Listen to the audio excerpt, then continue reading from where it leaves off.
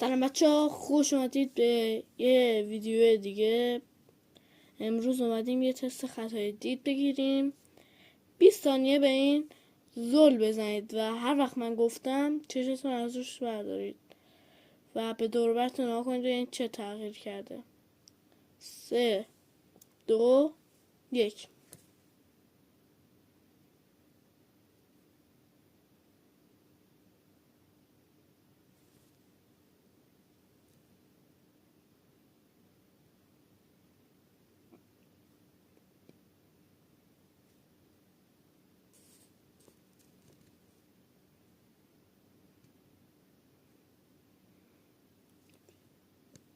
بچه ها چشتون رو بردارید و به دور و برتون نگاه کنید و تسلیت به ایران و شهید و شهدای هر کسی که جان فدا شد و هر چی شد و هر جایی هستید سلامت باشید.